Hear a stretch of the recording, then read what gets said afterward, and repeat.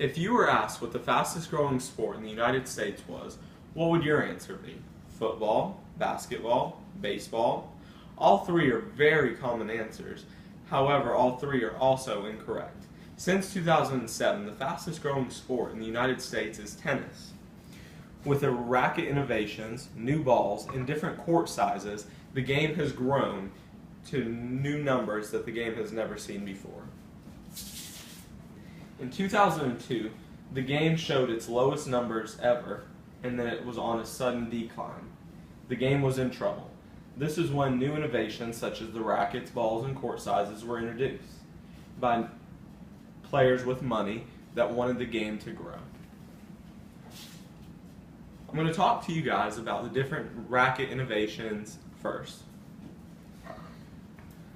This racket right here is going to be for about a 6-year-old. It's 23 inches long, and you're also going to use the red ball with it.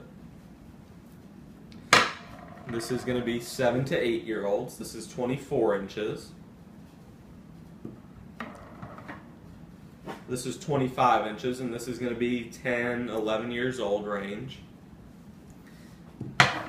And then this is going to be anybody above 11. This is 27 inches, and this is a full-size racket, and it can be used for any of the balls.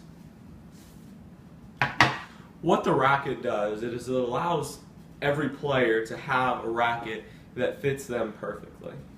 You don't want a kid that's just starting out to go out and be swinging a full-size tennis racket, just like a T-baller isn't going to swing a baseball bat that a Major League Baseball player would use. This just allows for the game to be more kid-friendly and grow the game at a lower level, so later on our numbers are going to improve. Along with the rackets is the balls. This is called a red dot ball. There's no dot on it.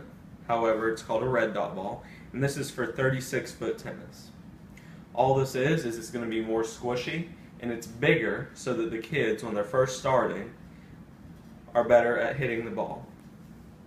The next step up is going to be an orange dot ball. It's orange and yellow, and this is going to be for a 60-foot court.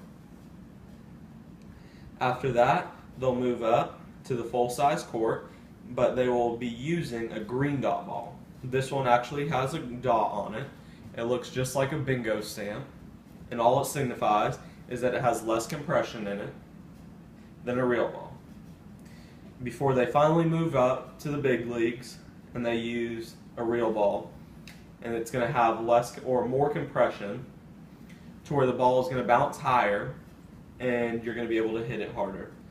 All this does is slow down the game for the kids, and it makes it easier for them.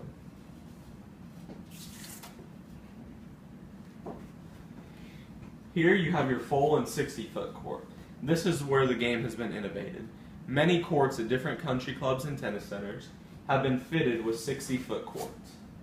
A regular tennis court is 72 feet long by 36 feet wide. The 60-foot court is normally put with a faded line in the middle of the court, and it's going to be 60 feet long and 20 feet wide. And this is where you'll use your orange balls. It slows down the pace of play, and it gets them on the same court with the real players, except it's at a smaller scale, and it helps them get more balls in. Over here we have the 36-foot court. The 36-foot court is normally a separate court. However, if they don't have the money, if you turn a normal court sideways, this is the same size right here if you put a net in the middle. On the 36-foot court, you're going to use the red balls, and it's going to be a little bit different scoring format.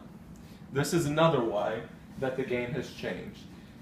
The match times have always been a downer for players. Nobody wants to go and spend 3 or 4 hours out on the court.